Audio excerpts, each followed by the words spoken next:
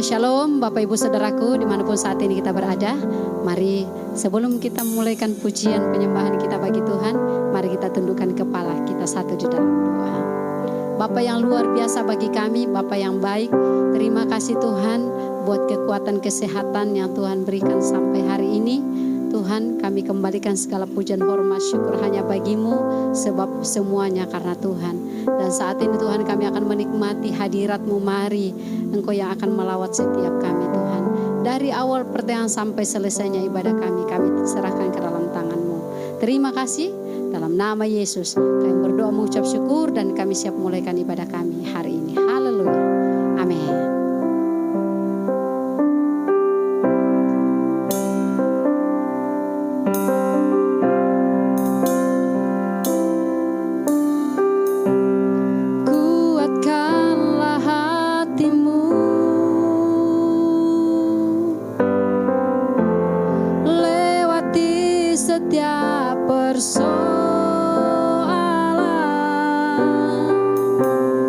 Tuhan Yesus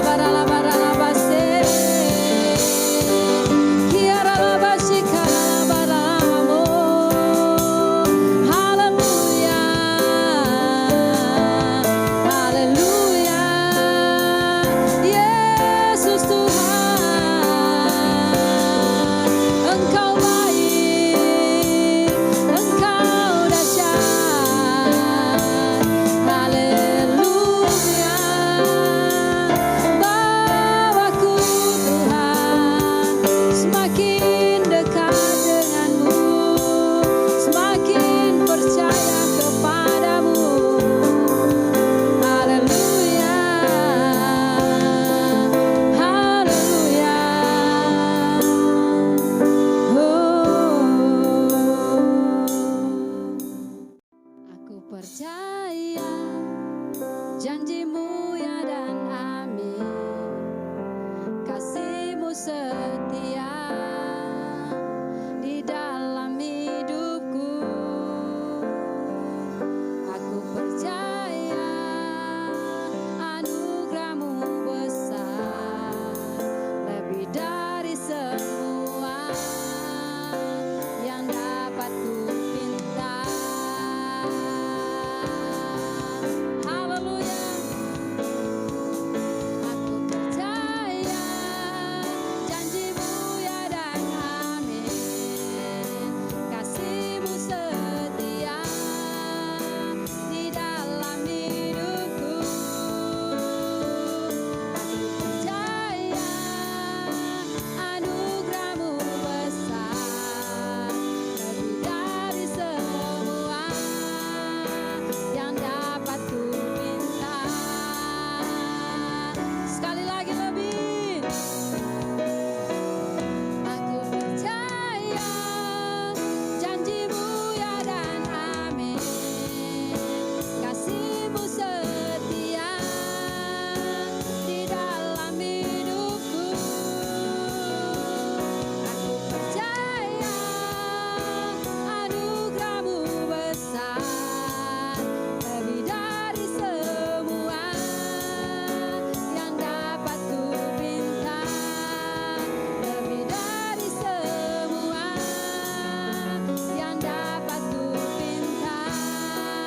Lebih dari semua yang dapat ku minta.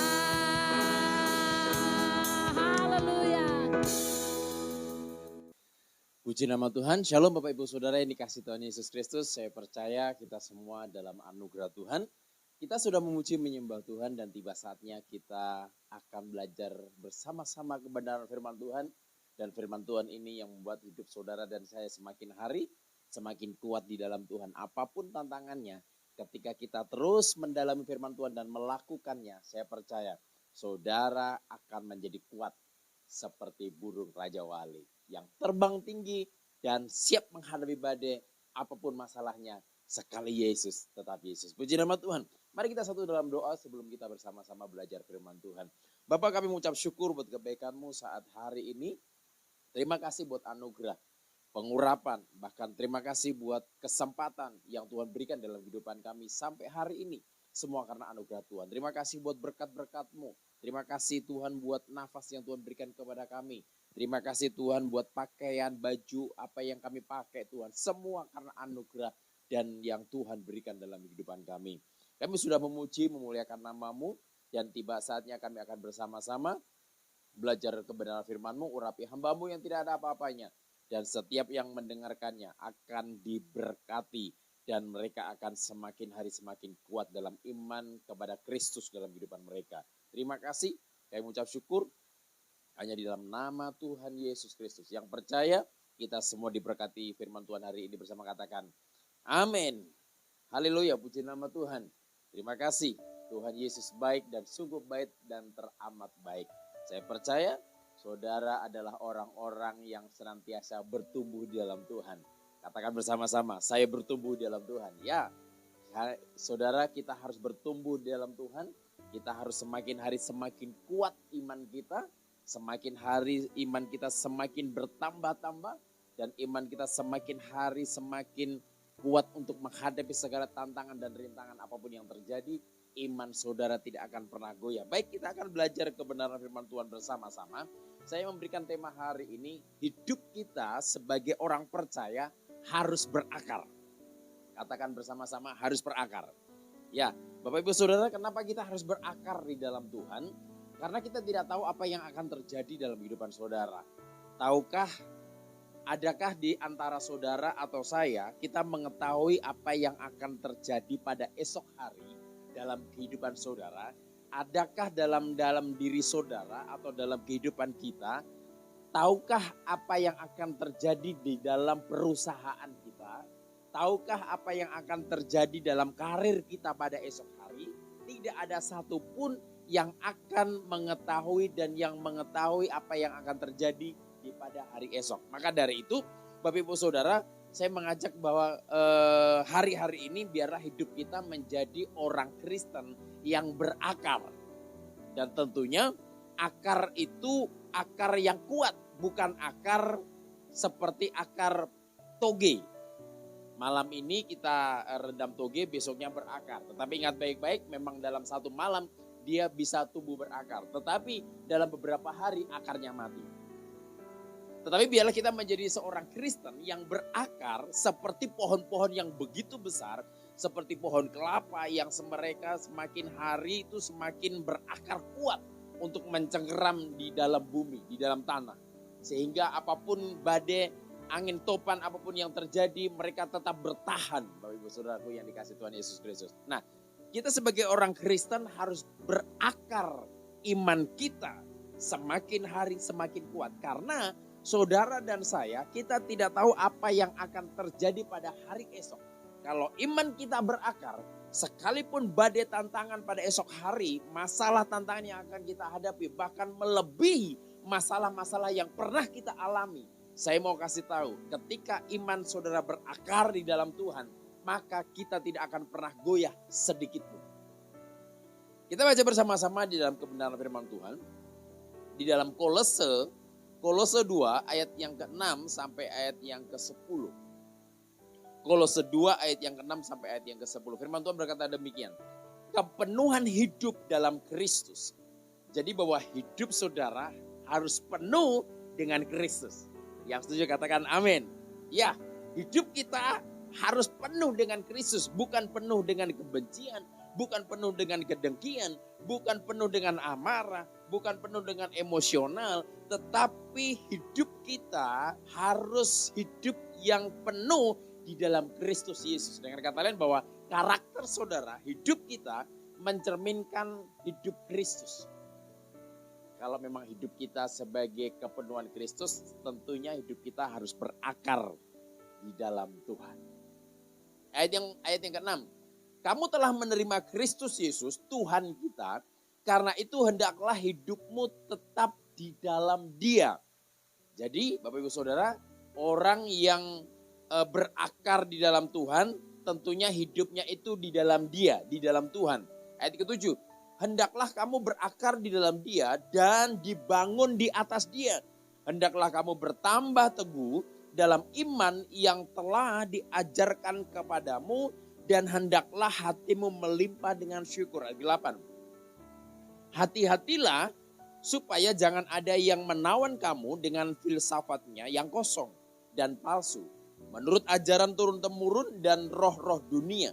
Tetapi tidak menurut Kristus. 9. Sebab dalam Dialah berdiam secara jasmania seluruh kepenuhan kealahan. 10. Dan kamu telah dipenuhi di dalam Dia. Dialah kepala semua pemerintah dan penguasa. Bapak Ibu Saudara yang dikasihi Tuhan Yesus Kristus, ayat ke-10. Dan kamu telah dipenuhi di dalam Dia. Bahwa saudara dan saya sudah dipenuhi di dalam Tuhan. Maka dari itu saudara jangan pernah khawatir, jangan pernah takut, dan jangan pernah bimbang apa yang akan kita hadapi hari esok dalam rumah tangga, dalam keluarga, dalam pelayanan, dalam penggembalaan kita mungkin sebagai penggembala, dalam usaha mungkin kita sebagai pengusaha, mungkin kita dalam karir kita, mungkin kita sebagai pegawai-pegawai negeri. Bapak Ibu yang saya kasihi di dalam Tuhan Yesus Kristus, bahwa saudara harus sadar bahwa di dalam saudara dan saya kita sudah dipenuhi di dalam Dia. Dialah segala semua pemerintah dan penguasa. Dialah kepala semua pemerintah dan penguasa. Maka dari itu, Bapak Ibu Saudara, kita sebagai orang percaya jangan pernah takut dengan keadaan yang ada. Ketika saudara dan saya sadar bahwa dalam diri kita sudah ada kepala, yaitu Yesus Kristus Tuhan, yang menjadi kepala dalam keluarga saudara, yang menjadi kepala dalam rumah tangga saudara, yang menjadi kepala dalam perusahaan saudara. Maka dari itu jangan pernah takut. Karena di sini sudah sangat jelas, Dialah kepala semua pemerintah dan penguasa. Berarti kalau kita sadar bahwa dalam diri kita ini ada Dia, ada Yesus, yang memerintah, yang sebagai kepala dalam rumah tangga, kepala dalam perusahaan. Dia adalah big boss-nya kita, yaitu Yesus Kristus Tuhan. Maka secara sadar atau tidak sadar bahwa hidup saudara sudah berakar di dalam Tuhan. Maka dari itu dalam ayat yang ke-7 di sini firman Tuhan berkata demikian. Hendaklah kamu berakar di dalam Dia. Firman ini ditunjukkan kepada semua orang. Bukan hanya sebagai hamba Tuhan, bukan hanya sebagai ditujukan kepada majelis. Firman Tuhan ini tidak ditujukan kepada seorang pendeta saja. Firman Tuhan ini tidak ditujukan kepada seorang gembala saja, atau istri pendeta, atau anak pendeta, atau mungkin keluarga pendeta. Tidak. Tetapi firman Tuhan ini diberikan atau ditujukan kepada saudara dan saya. Mungkin kita bukan sebagai pelayan. Mungkin kita bukan sebagai hamba Tuhan. Mungkin kita sebagai jemaat biasa saja. Tetapi firman Tuhan ini ditujukan kepada semua orang. Hendaklah kamu berakar di dalam Dia.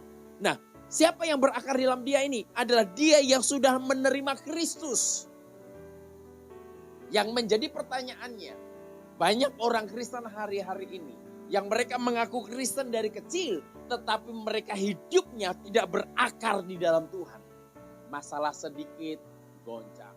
Masalah dalam rumah tangga, kita cerai saja. Nah, berarti belum berakar di dalam Tuhan. Masalah dalam pelayanan, masalah dalam keluarga, masalah dalam usaha pekerjaan, kita sudah putus asa. Berarti hidupnya belum berakar di dalam Tuhan. Nah, di sini adalah orang yang hidup berakar di dalam Tuhan. Itu adalah orang yang sudah menerima Kristus. Ini ditujukan kepada orang yang sudah menerima Tuhan. Orang yang sudah memenuhi, orang yang sudah kepenuhan akan hidup di dalam Kristus. Orang yang berakar di dalam Tuhan. Nah, tujuan saudara dan saya supaya kita berakar, supaya kita ketika menghadapi badai yang tidak pernah kita sangka, yang tidak pernah kita duga, yang tiba-tiba muncul masalah itu dalam kehidupan saudara, yang tiba-tiba nggak tahu, tiba-tiba saatnya kita menghadapi tekanan di dalam keluarga, dalam rumah tangga, dalam pelayanan. Siapa yang tahu? Gak ada yang tahu masalah yang akan datang dalam kehidupan saudara dan saya. Pergumulan yang akan datang dalam rumah tangga. Pergumulan yang akan datang dalam pelayanan kita. Kita gak akan tahu. Kita gak akan ngerti. Dan kita tidak tahu kapan itu akan datang dalam kehidupan saudara dan saya.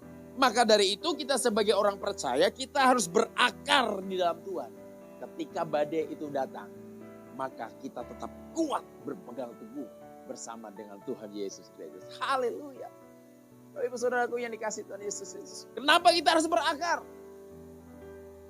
Karena ketika kita berakar dalam Kristus, iman kita percaya sepenuhnya kepada Tuhan. Bahwa dialah yang memerintah dalam kehidupanku. Dialah adalah big boss dalam keluargaku. Dia adalah big boss dalam usaha pekerjaanku. Dialah adalah big boss dalam karirku. Kalau ketika kita berakar di dalam Tuhan, maka kita sadar penuh bahwa di dalam diri kita ada Yesus Tuhan. Saudaraku yang dikasihi Tuhan Yesus Kristus, ketika kita berakar di dalam Tuhan, maka secara otomatis ketika kita dimintai tolong oleh orang lain untuk mendoakan. Mungkin mendoakan orang sakit. Mungkin mendoakan dengan orang-orang yang mereka kerasukan setan. Mereka diganggu oleh kuasa-kuasa kegelapan. Maka saya mau kau berkata bahwa kita tetap siap dan kita tetap mendoakan orang itu. Dan kita tidak akan pernah gentar. Karena kita tahu persis bahwa dalam diri kita, roh yang ada di dunia ini, roh yang ada dalam diriku lebih besar daripada roh yang ada di dunia ini. Kalau kita hidup berakar di dalam Tuhan, kita sadar penuh. Dan kita tahu persis bahwa roh yang ada dalam diriku itu lebih besar daripada roh yang ada di dunia ini. Dengan kata lain bahwa saudara dan saya, kita memiliki kuasa yang begitu besar, yaitu Yesus Kristus Tuhan. Haleluya. Dan di sini dikatakan bahwa hendaklah kamu berakar di dalam Dia dan dibangun di atas Dia. Kalau saudara sudah berakar, maka hidup saudara siap dibangun. Hidup saudara siap dibangun oleh Tuhan. Karena saudara sudah memiliki satu cengkeraman yang begitu luar biasa dan dahsyat. Bapak Ibu Saudaraku yang dikasihi Tuhan Yesus Kristus, ingat baik bahwa ketika kita sudah berakar, Tuhan sudah tahu bahwa akar iman saudara kepada Kristus sudah kuat, maka siap-siaplah saudara dibangun oleh Tuhan. Di sini firman Tuhan berkata, di dalam Dia dan dibangun di atas Dia. Saudara, ketika Tuhan tahu bahwa iman kita sudah berakar, maka Tuhan juga siap untuk membangun dalam kehidupan saudara. Dan hendaklah kamu bertambah teguh dalam iman yang telah diajarkan kepadamu. Dan hendaklah hatimu melimpah dengan syukur. Bapak Ibu Saudaraku yang dikasihi Tuhan Yesus Kristus. Tidak ada satupun orang yang tahu masalah yang akan datang dalam kehidupannya. Saya percaya dan saya tahu persis dan saya tahu pasti. Dan tidak ada satu orang pun yang akan tahu bahwa dirinya akan mengalami sakit penyakit. Mungkin pada esok hari atau mungkin lusa. Dan orang itu tidak akan tahu. Maka dari itu kita harus memiliki iman yang berakar di dalam Tuhan Yesus. Kalau kita baca di dalam Lukas 8 ayat yang ke-13. Ini tentang perumpamaan seorang penabur. Ya, ayat yang ke-13. Lukas 8 ayat yang ke-13. Yang jatuh di tanah yang berbatu-batu itu ialah orang yang setelah mendengar firman itu menerimanya dengan gembira, tetapi mereka itu tidak berakar. Mereka percaya sebentar saja dan dalam masa pencobaan mereka murtad. Dan kata lain begini Bapak Ibu Saudara, yang dikasihi Tuhan Yesus Kristus. Nah, benih yang ditanam atau firman Tuhan yang ditanam, itu di sini firman Tuhan berkata yang jatuh di tanah yang berbatu-batu, itulah ialah orang yang setelah mendengar firman itu menerimanya dengan gembira, tetapi mereka itu tidak berakar. Mereka percaya sebentar saja dan dalam masa pencobaan mereka murtad. Jadi kalau kita mendengar firman Tuhan, kita bukan hanya bahagia saja, kita boleh bahagia, tetapi kita harus berakar. Ya, kita harus berakar. Nah, kalau saudara terima firman Tuhan bergembira, tetapi berakarnya hanya sebentar saja, dan di sini dikatakan firman Tuhan yang setelah mendengar firman itu menerimanya dengan gembira, tetapi mereka itu tidak berakar. Maka dari itu kalau saudara terima firman Tuhan, kita renungkan dan kita melakukannya dan kita berakar. Bukan hanya terima firman Tuhan, kita gembira, wah firman Tuhan ini senang sekali. Saat hari ini saya menerima firman Tuhan, berkat Tuhan yang sungguh luar biasa. Tetapi hanya bergembira sesaat saja, tetapi firman Tuhan tidak mengakar dalam kehidupan kita. Saudaraku yang dikasihi Tuhan Yesus Kristus, saya mengajak kehidupan kita sebagai orang percaya. Hidup kita harus berakar di dalam Tuhan.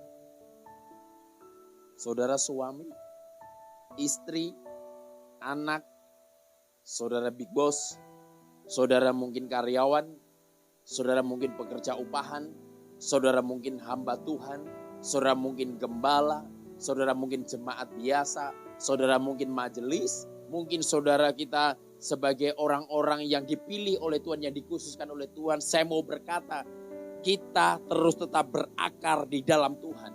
Jangan lengah dan jangan pernah yang namanya kita terlena.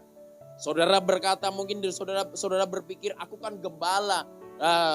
Tentunya namanya gembala itu sudah berakar. Aku kan majelis. Kalau majelis sudah berakar di dalam Tuhan. Aku kan seorang pendeta. Pendeta kan sudah berakar dalam Tuhan. No, saudaraku yang dikasihi Tuhan Yesus Kristus. Belum tentu.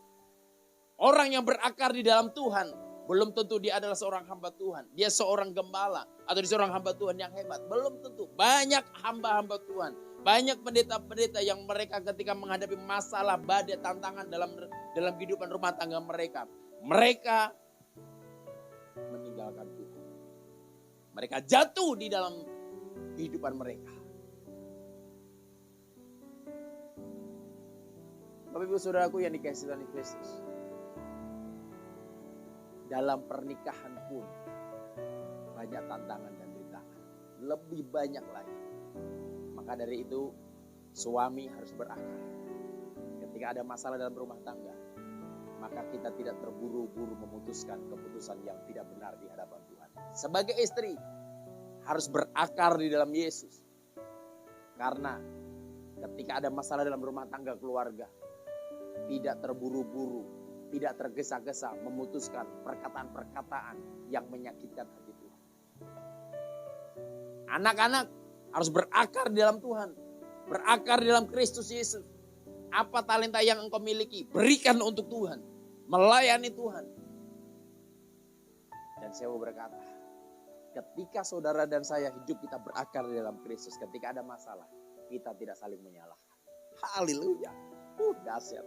Ketika kita berakar dalam Kristus, ketika kita ada masalah, kita tidak saling tunjuk orang. Kamu yang salah, saya yang benar.